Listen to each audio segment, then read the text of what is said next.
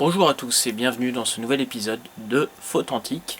Petit épisode vlog puisque c'est une question qu'on m'a posée plusieurs fois. Quel logiciel de montage puis-je utiliser? En sachant que la plupart du temps, les personnes ont une machine bureautique, c'est-à-dire avec peu de ressources, cherchent un logiciel gratuit. Donc je vais tester tout ce qui est libre et gratuit, qui tourne sur les 3 systèmes d'exploitation, et qui peut être simple d'utilisation pour quelqu'un qui s'y connaît assez peu. Autant dire que ça sera juste une petite vidéo vlog, parce que c'est un peu la catastrophe.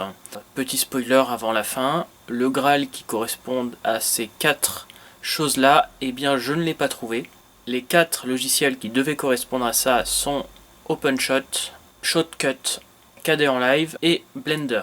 J'ai voulu au départ tester sur ma machine qui correspond plus ou moins à une machine bureautique, bonne machine ancienne, c'est-à-dire que bien sûr votre machine ne ressemblera pas à ça, mais moi voilà, j'ai ce petit PC là qui est une machine avec 4 Go de RAM, 64 Go de SSD et avec un processeur Intel, donc bien sûr je l'ai branché sur mon grand écran. Le résultat était une catastrophe tout simplement puisque je ne pouvais pas faire d'enregistrement vidéo pendant que je faisais le montage, plantage tout de suite. Donc j'ai annulé et j'ai repris mon test sur gros Xeon qui correspond pas vraiment à une machine bureautique. C'est une machine 8 cœurs, 32 Go de RAM, 3 SSD, c'est une machine de 2013, un peu ancienne, sous Windows 10. Donc premier logiciel que j'ai testé, OpenShot. L'interface me semblait simple et je me suis dit j'ai enfin trouvé quelque chose qui va correspondre. J'ai eu pas mal de lag, pas mal de bugs au montage, mais pas de plantage du programme.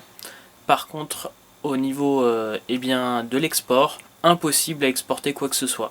L'export, si elle ne plante pas au moment où on clique sur export, l'appli, au bout de 24 heures, on est à peine à 5% d'export de fichiers. On est sur une vidéo de 5 minutes. Export, donc où j'ai essayé différentes configurations, rien à faire, ça prend un temps fou si ça ne plante pas au démarrage. Donc bien sûr je ne sais pas si un jour on arrivera à 100%, mais même en étant en confinement, j'ai besoin de dormir et donc quand l'ordinateur reste en route plus de 24 heures, moi j'ai ensuite besoin de dormir, donc j'éteins l'ordinateur.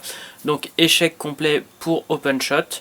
Shotgun, j'ai été incapable de faire un cut sur mes vidéos sans que le programme plante, ou alors avec des manipulations super complexes.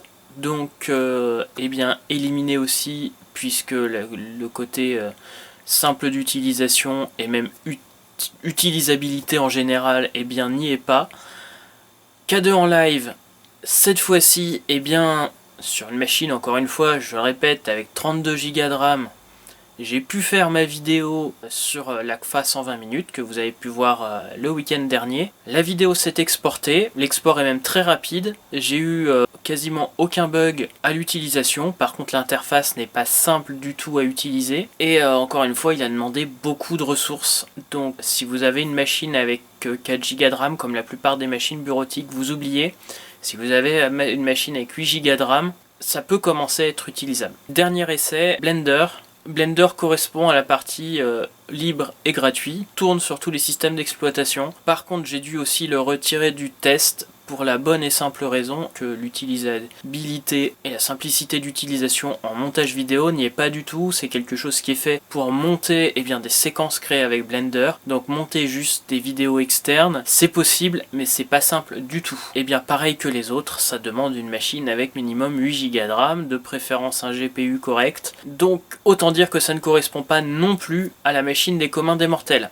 Voilà donc pour ce petit vlog rapide. Mon choix à la fin, le seul truc utilisable c'est KDEnlive, en sachant que si vous avez moins de 8 Go de RAM, pour moi c'est inutilisable.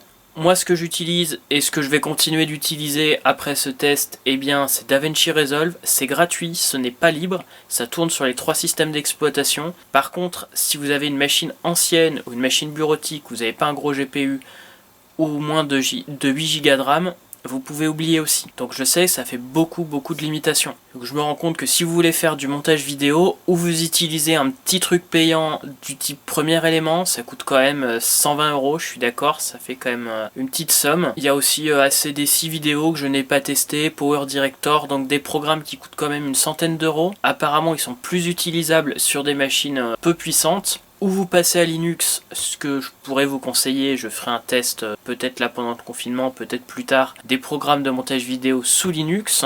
Mais si vous êtes sous Windows, pour moi, eh bien, il n'y a pas d'alternative, il n'y a pas de programme utilisable de façon libre, gratuite, de faire des cuts, de faire du montage avancé. Le montage vidéo, il y a besoin de ressources, il y a besoin de machines puissantes.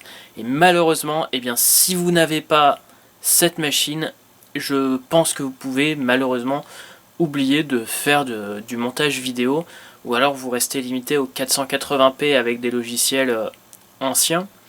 Vous trouvez une offre de temps en temps, il y a des offres gratuites pour des anciennes versions. Vous utilisez des versions pirates, je ne le conseille pas vraiment, mais ça vous faites comme vous voulez. Mais voilà, utilisez un logiciel libre et gratuit sous Windows avec une machine bureautique pour faire du montage vidéo. Malheureusement, c'est un échec ici. Voilà, j'espère que cette petite vidéo rapide vous aura intéressé. Même si bien cette fois-ci je n'ai pas de résultat pour vous, enfin je n'ai pas trouvé le produit miracle.